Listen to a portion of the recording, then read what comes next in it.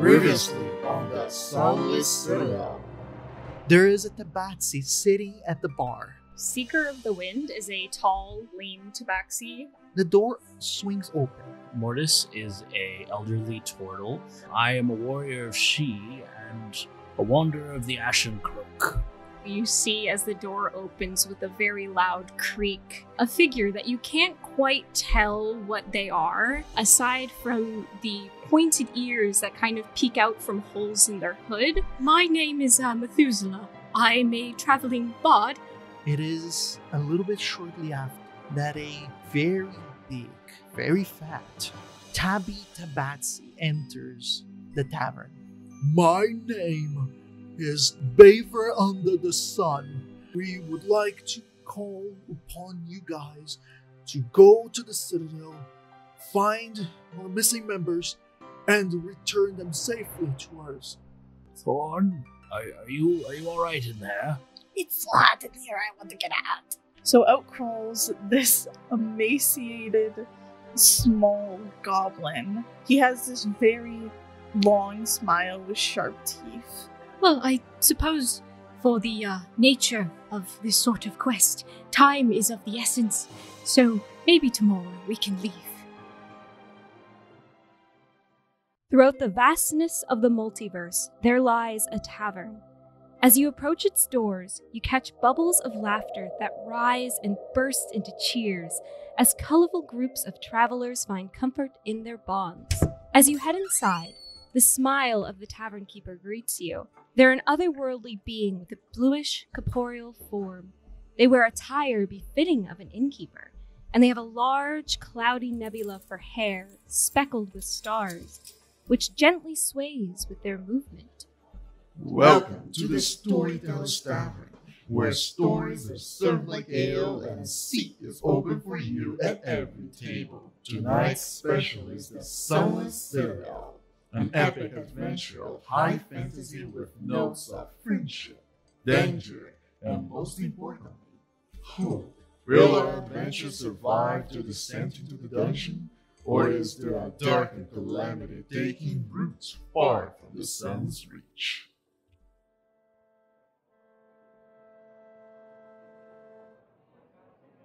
Maybe an hour or two past sleep, Thorn wakes up with a very wide smile in his face.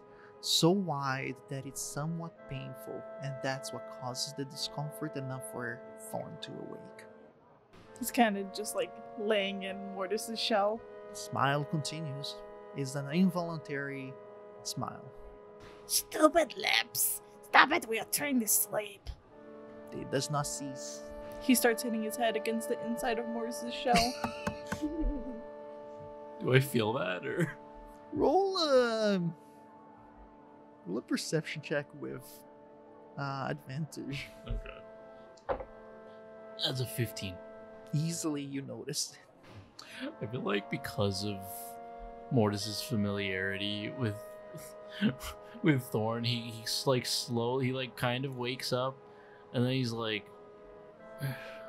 I'll deal with it in the morning, and he just like wills himself back to sleep. Valid. The smile starts to hurt a lot. So it hurts to the point that you start to feel like maybe like a little bit of a cut on the edges of this mouth. Maybe it was one of the teeth that is so sharp that started to cut in a little bit.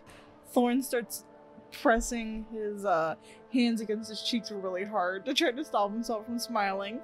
Something else starts to happen as within some of the tattered pockets of Thorn, their book starts to shake a little. He takes the book out and opens it. In their book, the first 2 pages of it never retains anything that is drawn in. All the other pages, Thorn has drawn and written more than enough for their share. But on the first 2 pages, instead, somebody else writes there for Thorn. And there is a small message for Thorn to do. It says, "Cats litter and pisses and sand. Goblin should piss in front of their chair." Thorn kind of tilts his head and goes, "Cats' pisses and litters? Ew! Disgusting!" What do you do? He's gonna close the book, very disgusted. He's like, "Ew!" And he's thinking very badly of Seeker right now. Not Seeker. Just pointed out, there is a chair beside this bed. Does Thorn need to pee? Now that you talk about, it's not like you need to, but I guess you could. Thorn's like, okay. He's trying to think back to all the times he's used the washroom, and in his mind, his memories of him, you know, like doing it politely in a restroom or going off of a path slowly fade away, and instead there's a chair in the bathroom, and there's a chair in the woods that he would pee under, and he's like, this makes a lot of sense. So he climbs quietly out of Mortis's shell and just like crawls under the chair and takes a little pee. A small puddle is generated beside the bed, and with that, the smile goes away. And then he crawls back into the shell. He's like, this makes lots of sense. Thank you. Time goes by, and the rest of the sleep goes calmly. I don't think I need to ask you guys to do a long rest, but basically you guys have your full long rest. Yay! As you guys wake up, you guys start to prepare for the day. Mortis, do you get out of the bed on the left side or on the right side? I'll say right. As you climb off the bed, just on the sitting position, there's a liquid that it's contacting with the sole of your feet. Oh. What the? And it smells meh.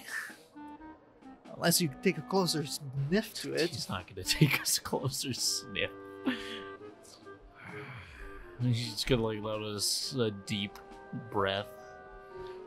He's going to like smack the back of his shell. That wakes up Thorn for sure. What did you do? What? The puddle on the ground. The toilet says. The ground is not the toilet. Yes, it is. Where do turtles do the toilets? The cats do the toilets and litter. Well, yes, it's typically civilized beings use a sort of area for it, not simply anywhere on the ground. Thorn remembers that the toilet is under the chair. Well, if you insist on using a chair, at least put some sort of paper under it or something. Take the chair with us. We will need it for washroom breaks. I just... Very well, Thorn. That's... We'll talk about this later. I don't believe I'm gonna ask this. Do you take the chair with you? Is it like a small chair? Yeah, it's barely a stool. He'll like, while grumbling under his breath, he'll like grab it and put it into his bag. It's bigger than your bag, Like unfortunately. a fine or carry it with him. I also kind of in the morning want to go perform and try to make some more money because I'm a little short. Sure. Where do you perform? I want to find like the place with the most amount of people currently. Even if it's inside the temple, going back in there. Or... Sure, yeah. Inside of the temple, at this morning, very likely the playing room, or the ballroom room, would be the biggest one. In the city, it would be the city center, as people are setting up for their stalls and stuff. I'll go to city center. 24. At the city center, different from yesterday, people are happy to see you again. And now they are better prepared, so they actually are able to provide some monetary reward for it, much better than yesterday. Give me that good money. Methuselah's just shaking these tabaxis dry. I really am. It's okay, I've got a good reason for wanting all this money. A good group of people throughout the song provides this monetary reward, and by the end of it, you have a total of 57 silver pieces. And then once I kind of get my money, I'm going to go back to the cat castle. Yep, you make your way there and you meet everybody. Before coming down to meet with Mortis and Methuselah, Seeker's gonna slip into one of the other rooms in the apartment and steal a cloak and a blanket. The cloak they're going to put on, but the blanket they're going to put into their bag before leaving their apartment. Sure. Okay, after raiding your parents' apartment, you head down and you're able to meet everybody there. Together, you guys go to eat the morning broth provided by the temple, and you guys should be technically ready to go now. As an aside, before Mortis leaves the room for the morning, he does try to clean up the puddle as best he can, and after some consideration, he ends up leaving the chair. He's like, "Well, we get a chair on the way." Thorn protests so much. He's like, we need it to use the washroom. I will find you a chair. Where do we piss it? Yes. That's all. That's all. And yeah, you guys then meet with Seeker and Methuselah at the end, at the foyer with the statue of the cat lady. Well, hello, friends. Did you all sleep well? Very well, thank you. What about you? Like the dead? I had an interesting rest. That's good. I suppose that we should probably go get directions to see where exactly we're going to this Sunless Citadel. Perhaps the mayor would know. Well, he did say to come to his abode if we needed anything, and thankfully, I suppose he didn't give you directions there, because he knew that I know the way there. So I'd be happy to lead us to the mayor's home. Well, lead on then. And Seeker's just gonna, leave the temple and we'll guide them all. On a relatively bigger house than most of the other ones, it best reminds you of what an inn or a tavern would be. The mayor's house, which also works as office for keeping official business of Tom's Rest, is open for you guys to enter. As you enter, after waiting a little bit because the mayor is currently having his sunbathing of the morning, he then appears for you guys and asks if there's anything that they can do for help. Well, I suppose that we're here to get directions to this citadel entrance. Of course. All right. He goes to an assisting Tabaxi, a younger Tabaxi in this case, and he whispers something on his ear, and that young Tabaxi quickly goes to one of the rooms and he goes, Just to let you know, I will provide you a map that should display the path from Tom's Rest and through a few landmarks to the direction of the Sunless Citadel. You will know that you have arrived at the ruins when you find just a little bit over a hill, a knoll of sorts, that there is a brisk canyon in the middle of this knoll, and that is how you will know that you have arrived. The walk by foot is a total of relatively 18 hours, so I hope you guys rested well. But, yes. Where is that? And at that moment, the Tabaxi appears with a parchment that is rolled up, and the Bath takes it from the young Tabaxi, looks it over, and says, Yes, this is the one. Here, It should have enough instructions and the visuals of the map to guide you there. This path to the Sunless Citadel, is it safe, or should we expect some sort of danger along the way? It is relatively safe. I cannot account for any of the passing problems that could have, such as bandits or wandering monsters or creatures, although those are rare, to be honest. The only real problem would be the goblins in the Sunless Citadel itself. The path is majorly the main road, therefore there shouldn't be any problems about how to get there or the wilderness a little bit past it. Understandable. We will be on our guard. And you're absolutely certain that there is no dragons ruling over the area? Confused, he looks at you and he goes, I'm quite sure, unless it is a wandering dragon, young dragon at that, trying to establish their lair within the region. I don't think you have to worry much about it. Just keep an eye on the sky, I guess. Yes, that'll definitely help. One final query. You mentioned that this trek is about 18 hours or so on foot. In your humble opinion, would you recommend that we procure other means of transportation to make it to get us there more efficiently? There are horses available for you at the stables just on the outskirts of the village. Most of them are for farm work, so it could be used as riding horses, but they're not really prepared for it. Understandable. We'll discuss that before we leave.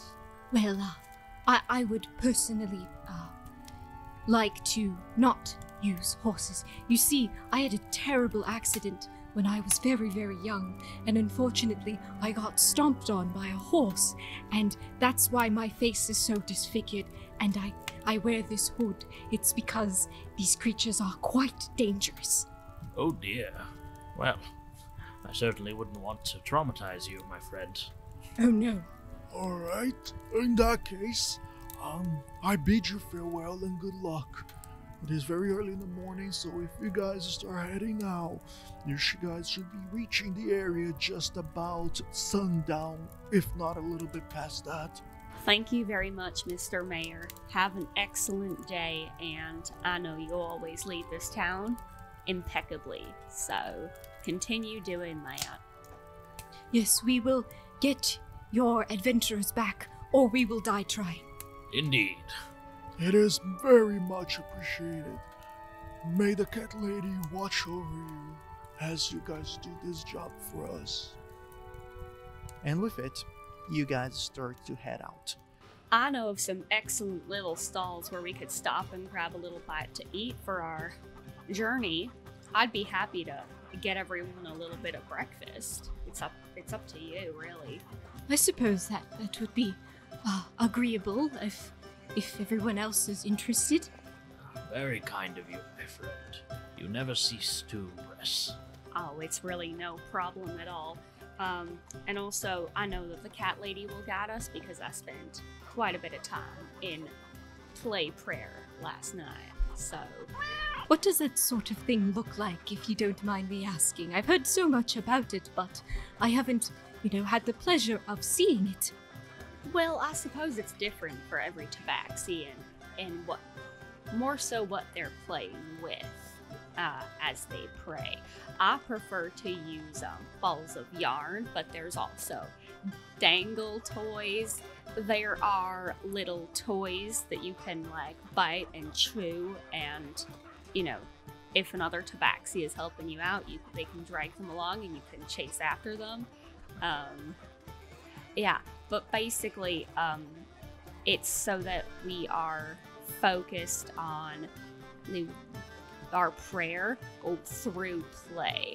So by doing that, we are connecting with the cat lady because she always loves to play with the first cat, and so that's the best way to connect with her, we find. Well, that sounds quite wonderful and very splendid and nice.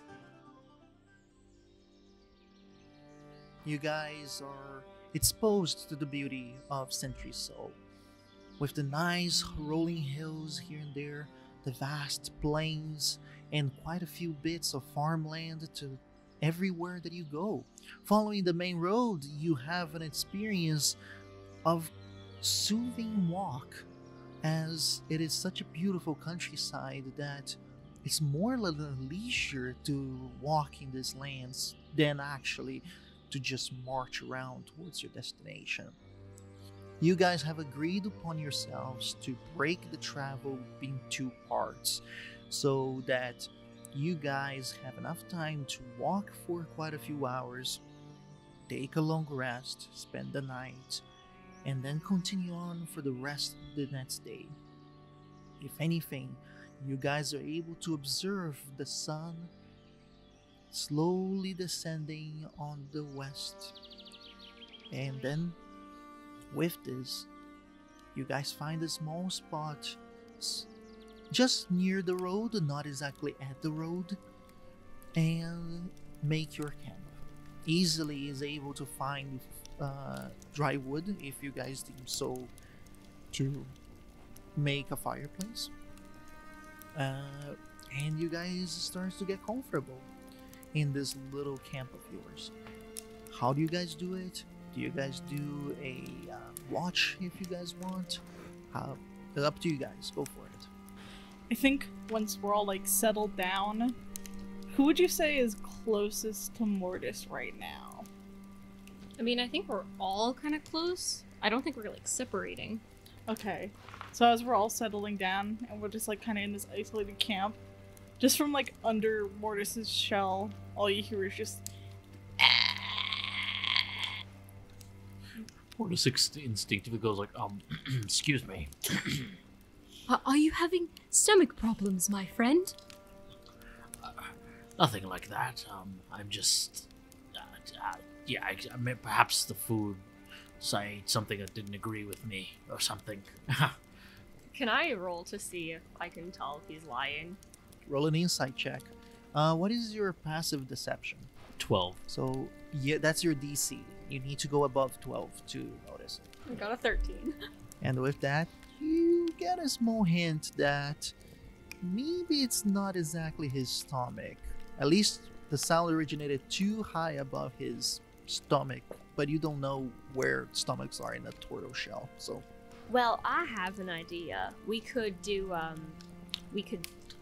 like, split up and keep watch.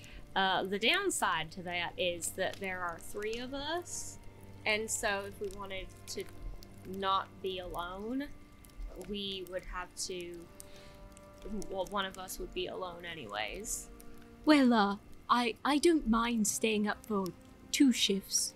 I don't sleep that much, so I could keep someone else company. I'm an elf, and we don't really need that much sleep. Well, alright, if you're sure about that, I'm sure Mortis and I would both appreciate your company on our respective watches and make sure we could both get some rest. Indeed. Well, if you're certain that you'll be alright, then I'm alright with this plan. Oh yes, of course, I don't mind at all. As you guys are talking, I want Thorn to try and like crawl down the back of Mortis's shell kind of stealthily. Good luck with that. Well, I assume since you're talking to him, Mortis, you're talking like to the front of him.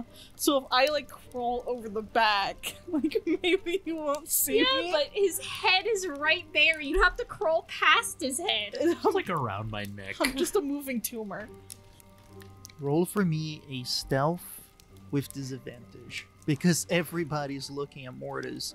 And as we well know, this is not like Teenage Mutant Ninja Turtles that they keep stuff inside of their shells. They're just like a normal turtle. There is a space, yes, but it's connected to the shell. Mortis is connected to the shell. Like, there is no hole. It's not like he can get out of the shell if he wants to, so... Can I do a perception? Because I want to look right at him. There's no reason for you to be analyzing him that badly. I'll allow your passive perceptions to be the DC for this, but... I actually got really good. I rolled a 17 plus 4, which is 21. What is your passive perception? It passed. Thorn passed. It must be the way that the old turtle sways his head, or the way that he moves his body, that is somewhat distracting, if not completely uninteresting to you guys. So you guys are talking, but you guys spend more time looking at the camp, oh, if I have to sit, I have to sit here. If we need to do watches, I'm gonna sit over there. And that provides enough opportunity for Thorn to be able to step out of the shell unnoticed and just slide over the back of the shell onto the ground.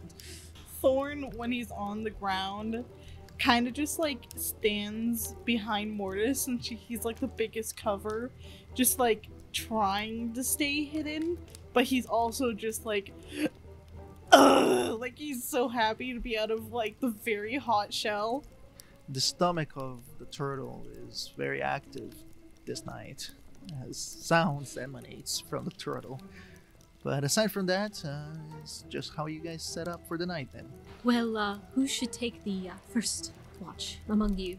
Oh, I'd like to take the first watch if that's all right with you. Sure, be my guest, my friend. The only thing is, I need to go over there for a moment. I just have to, relieve myself. Oh, we understand, my friend. That's a very normal biological function. Don't feel ashamed about it. You go on along now. Yes, do take care of that stomach. And then Mortis is gonna kind of shuffle, kind of back shove Thorn into a clearing, because I assume are we near woods or where are we? As of right now, it is a little bit of a the clearing around the road, but there is easily a tree line near you guys. Let's just say about 20-25 feet away from you guys, there's a tree line, so we go there. So I scuttle towards the woods with just kind of back shoving Thorn. Once Mortis and Thorn are alone in the clearing, he's just gonna kind of quickly turn around to be "Are you insane? Are they friends now? Well, I believe that they will treat you kindly, yes, but you can't just crawl out in the middle of a conversation. It's hot. I know it is. It's smelly. Listen, I have a proposal. How about Marriage? I could not say yes. No, that's not what I meant, Thorn. What I meant was, perhaps after this rest, or even during this rest, you could finally introduce yourself. Thorn just thinks it's a good idea, yes. Well, I'm glad we're in agreement. You look down and Thorn is gone. Where did he touch? He scurried back to camp. She be with me. Alright, so you're darting towards camp. And please, describe your approach. I think that what Seeker and Methuselah see or hear is just rapid footsteps, and then it stops, and then more footsteps, and it stops, and then they turn. There's a goblin standing there. Seeker's just gonna grab one of the daggers from their boot, not as I'm gonna kill this goblin immediately, but just in case. Methuselah is just gonna do oh my, and then just kind of pull out their instrument, I'm ready to fight in case this is a fight, and just kind of stare awkwardly at this weird looking, horrible goblin creature. Hello, friends. I've been traveling with you for some time, but you did not see us yet. You've been traveling with... Where? Have you been invisible? Yes, invisible. Do you know what swamps are like? Inside a swamp, there are things that swim, and they are inside of hard casings. And I, Thorn, was inside of hard casing of aquatic creatures. So the turtle, then. Is that a yes? That laugh? Yes. Well, that was very, very sneaky and very, very clever of you. Seeker's gonna put the dagger back into their boot. Why don't you tell us a little bit more about yourself there, friend? My name is, if I remember correctly, it is Thorn. Thorn Seperverens. Yes, it is. Thorn I am. Where do you come from, Thorn? Swamp. Swamps around here? Swamps. Are you a friend of Mortis then, I imagine? Mortis lets me travel in a shell. He's very nice to the goblins, is not like the cats that poop in litter. They don't poop under chairs like normal people. Well, I don't know about relieving oneself under a chair, but I suppose if I were a little bit smaller, I am a very, very tall being. I wouldn't object to having a litter box underneath a chair. What? Well, so do you know what a litter box is, Thorn? You put when you are cooking and you have to season things, right? You take the soup and after you've put bugs in it, that's when you put the litter. No, not quite. So the litter is a specific thing, sort of like hay, but not quite. And we put it into... And at that moment, Mortis finally catches up to you guys, halfway through the explanation of what litter is. Wait, everyone, put your oh, thank the gods. I thought you might have killed him. This is your goblin friend then? Yes, this little one is called Thorn. He's been acting as my ward during my travels. Such an interesting duo here. Yes, I apologize for the deception. It's not that I didn't trust you all, it's just I know how goblins are viewed in these territories, and I just wanted everyone to give my friend here a fair chance. That's totally understandable. I sort of understand how that is. Some people aren't very kind when treating different sorts of people. You are doing it to protect a friend. I don't have any hard feelings towards you at all. I've done some unsavory things to protect people that I care about, so I completely understand, my friend. Well, I appreciate your understanding. Has Thorn introduced himself? Sort of. I mean, we have a name. And we've learned about chairs. Swamp. Morris just takes a deep sigh, like an exhausted dad sigh, and he's just like, again with the chairs. Yes. So my friend here lacks a certain etiquette, but I'm trying to teach him. Well, your friend seems very colorful, to say the least. Well, we all come from different places, and so etiquette in different places, from what I have heard from those in the church who have traveled and gone to different places, is that it can be very, very different from one place to another. Like, you know how in the temple, a lot of us tabaxis would sit on the floor to eat. In some places, that's not quite acceptable, but it's normal for us. And so we just kind of have to be understanding towards other people, because what's civilized to some may be uncivilized to others. So, is there actually a definition for what is civilized? You make an intriguing point, Seeker. I wish everyone shared your open-mindedness and sensibilities. So, how did you two meet, if you don't mind me asking?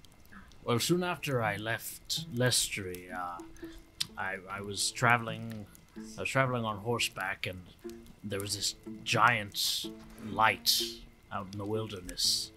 I went to investigate, and I found this little goblin. He told me he'd come from the Feywild. So, since then, he's been with me. He was a little paranoid at first, but eventually I managed to win him over. Wouldn't you say? And he just looks at Thorn. I think Thorn is like gnawing on his stick at the moment. I have a question. How much do we know about the Feywild? Roll for me an intelligence check. Whoever is interested to know about the Feywild. 19. 5.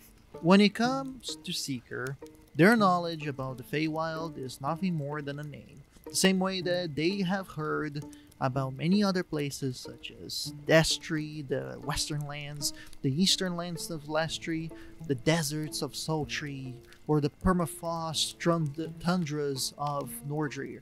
All of those are just names for a Seeker. On the other hand, for Methuselah, they are aware that the Feywild, also known as the Fairyland, is another dimension that mirrors this one in almost all aspects, but it is a land enriched in magic and completely at the whim of the Fae. Fae being the fairies and other creatures of the same nature, some of them as powerful as gods, the Archfey, and others that are just inhabitants of the land.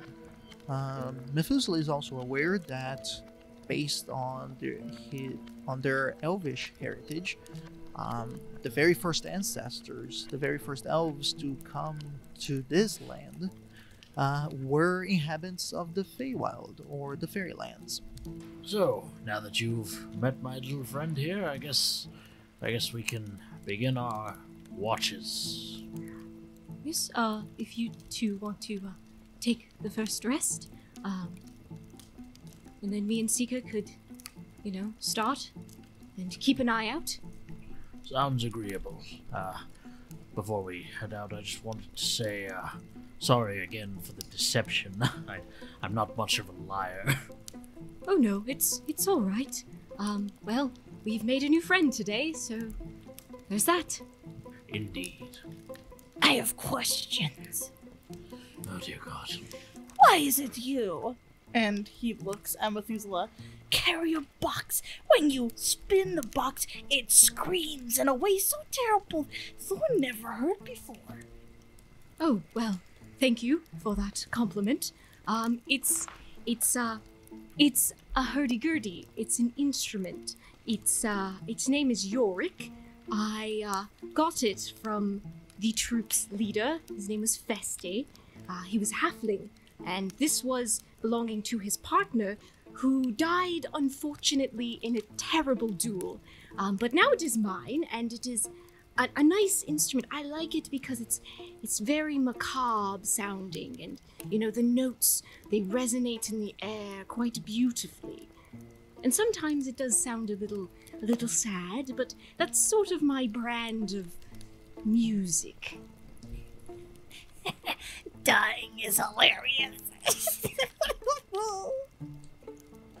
I would say to some people, yes, dying is quite a comedic thing, especially in plays. What are you playing with? Like performances. Thorn just stares at you blankly. Theater. Still staring. We'll have to take you to the theater at some point to show you and enlighten you on this art form. He stares at you. You have gorgeous eyes. Did anyone ever tell you that? Thank you. Anyway, I think you should rest those eyes. We've got quite a day of travel tomorrow. Okay. And then he just slowly walks backwards to where Mortis is. Starting with the first watch, Methuselah and Seeker, please do roll your perception checks.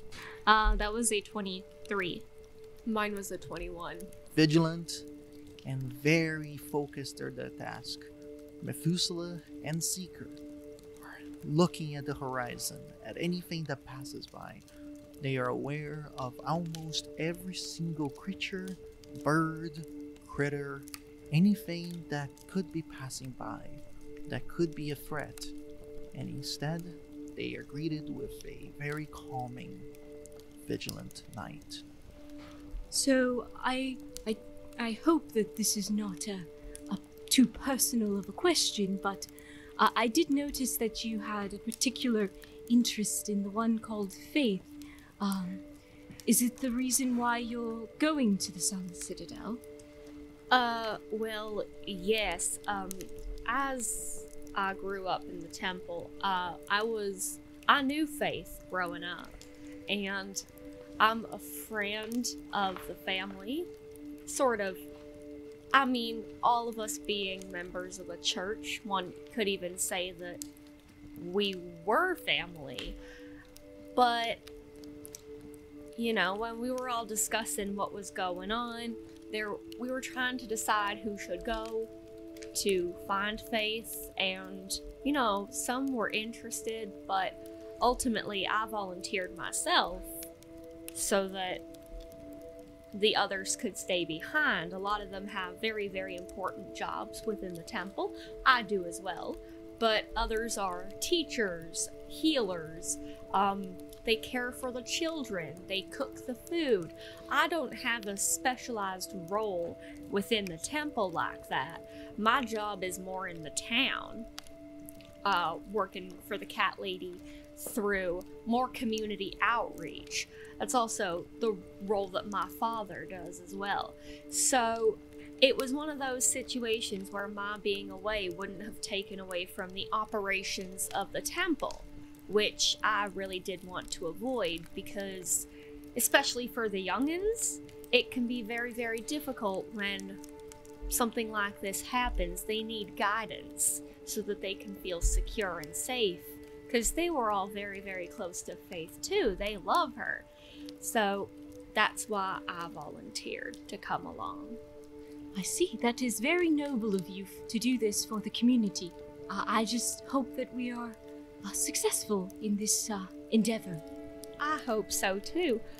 Since we're talking about it, what attracted you to the poster that our mayor had put up? Well, regrettably, my cause is not quite as noble as yours is.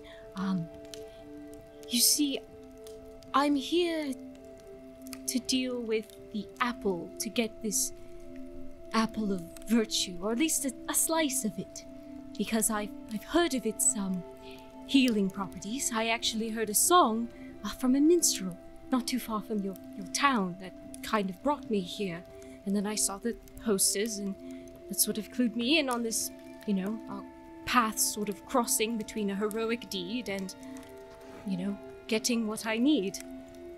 Why are you so interested in the apple? I admit I'm interested in the apple as well, but are you doing okay? Is there anything that we could help with? Well, you know, I did mention my wife, Chrysantha, her name. Yeah, you did mention her. You see, she's been rather sick lately. We got separated at some point due to an unfortunate circumstance, and when I found her again, she was very ill, and we tried to look for healers in the region. We reached out to a couple of clerics, but there was really nothing we could do, and, you know, no one with that sort of knowledge to help, so I decided to go off on my own and find something. I don't really know how long it's been since I've been on this sort of mission, but I can't imagine it's been too long. You lose track of time when you're traveling far, so I just hope that it hasn't been too late. I understand. We have people who come to the temple all the time seeking help for their loved ones, and I do believe that is a very, very noble goal. Your wife is a very, very lucky woman to be loved so dearly. Well, to be quite fair, I think I'm the lucky one. She is such an amazing hero. She's the muse of all of my music, especially my more happier renditions. The flowers that I wear in my hair here, they kind of pull it out and show the flowers a bit. These are for her. We have a tree in kind of in the south of Centri-Sul that's kind of ties us together. See, in elven culture, when two people want to show their love, they plant what is called a soul blossom tree. So we have one together, and there's chrysanthemums all around there, and it's very beautiful. You know, if you're ever traveling down there, I definitely recommend you see it. They're very rare and definitely not from the region, but they're very beautiful when you can find them. Well, I think that's a lovely thing to do, you know. Watching, like, feeling your love grow as the tree grows as well. Exactly. You're building your life together and the tree blooms. I think that's brilliant. Oh yes, and it's even said that the tree kind of outgrows you. So even when you die, that tree still stands and it's there blooming forever. It's very, very beautiful and artful. Similar to a legacy, I suppose, where we plant seeds that we hope will see grow into something beautiful one day, but oftentimes our legacy lives beyond us as well. Oh yes, indeed. I don't suppose that you have anyone like that. Not really. I have a few friends, but I consider myself more, devoted to my faith than any one particular romantic interest. That isn't to say that if the right person or right tabaxi came along, I would say no. I do believe that if the cat lady sends somebody to me, it's an opportunity for me to discover new things about myself, to learn new skills, and, maybe even have some little tabaxis running around. I think that I would be an interesting parent, given my skill set. I'm sure you'd be wonderful in whatever ways you mean.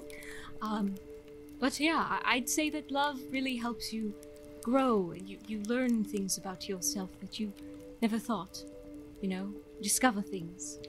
I think it's love is very, very important to everybody, and even not just romantic love, but also the love that one has for their friends, for their family, for their community, little things like that. I do have another question. Oh yes, go on. You mentioned that your hurdy-gurdy, I believe it was called, yes, was named Yorick? Yes, it is named Yorick. That is a really cool name. Where did you come up with that? Or was it the name that the hurdy-gurdy already had? Well, it was a name that the hurdy-gurdy did have. Came from a mentor of mine named Feste, who was the leader of the Fool's Fortune. And, yes, it was named after Feste's partner, who unfortunately did die in a horrific duel. It was a horrible accident. He sort of impaled himself with his sword by falling on it after tripping on a rock. That sounds like an interesting end to a duel. Very, very, very tragic. I think that would be quite the maneuver. Yes, it was a horrible tragedy, but tragedy is something that sort of follows me around and my sort of folk around. Well, I hope that at some point you don't have to deal with quite as much tragedy as that. It can be really terrifying, especially when it's something that some might laugh at. To be honest, I sometimes find this stuff a little funny in some ways, in a crude way. I mean, when faced with these horrible, terrible things, sometimes you just have to laugh in fate's face. As sort of a coping mechanism, you mean? Yes, of course. Well, yeah, I can understand that. The conversation proceeds, then dwindles to more of a small talk here and there. Time passes faster than you guys would have imagined, and never once you guys were distracted from your task.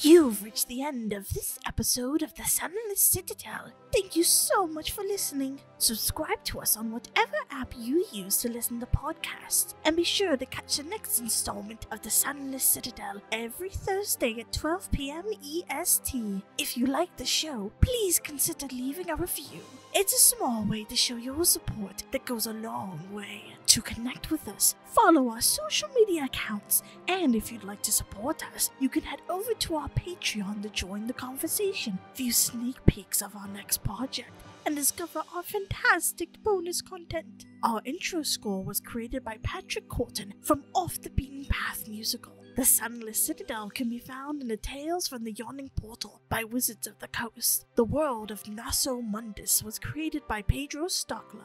Thanks again for listening from all of us at the Storyteller's Tavern. A big thank you for our new Patreon supporter, DI. Thank you very much for your support.